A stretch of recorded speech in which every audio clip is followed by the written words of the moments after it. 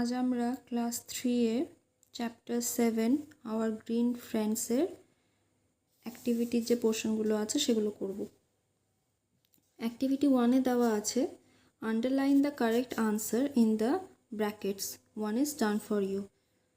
এখানে ঠিক যে উত্তরগুলি সেগুলিকে আমাদেরকে বেছে লিখতে হবে, সেগুলি আন্ডারলাইন করতে হবে, মানে তার তলায় দাগ দিতে হবে।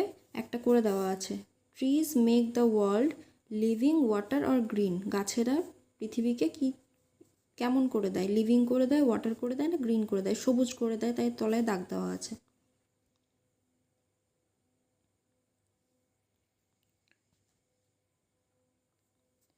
The light of the moon sun lamp helps trees to make food.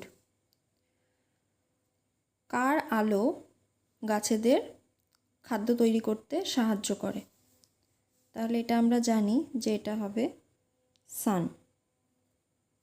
সূর্যের আলোর সাহায্যে গাছ নিজের খাবার তৈরি করে।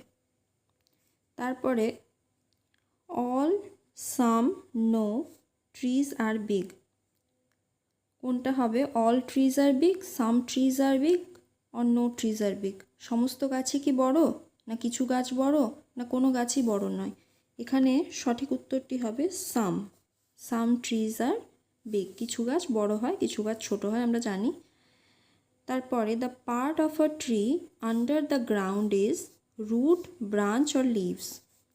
গাছের যে অংশটি মাটির তলায় থাকে আন্ডার দ্য গ্রাউন্ড, সেই অংশটিকে আমরা কি বলি? রুট বলি, ব্রাঞ্চ বলি, না লিভস বলি? আমরা রুট বলি তাকে। Wild animals live in the forest, villages or water. বন্য পশুরা কোথায় থাকে? বন্য জন্তুরা ফরেস্টে মানে বনে, ভিলেজ না মানে গ্রামে, আর ওয়াটার মানে জলে। বন্য জন্তুরা কোথায় থাকে? বনে থাকে, তাই তাদের বন্য পশু বলা হয়, ফরেস্ট। এরপরে আছে activity 2, find 5 naming words from the above text, put them in list এ।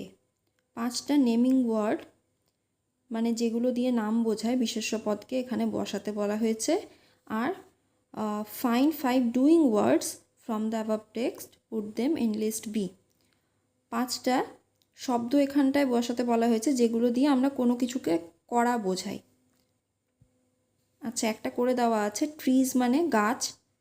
গাছ হলো একটা কোনো বস্তুর নামকে বোঝাচ্ছি, আমরা কোনো জিনিসের নাম বোঝাচ্ছি, গাছ একটি নাম, তাই নেমিং ওয়ার্ড হলো গাছ। আর লিস্ট বিতে আছে গিভ। গিভ মানে কিছু দেওয়া, তাই তো?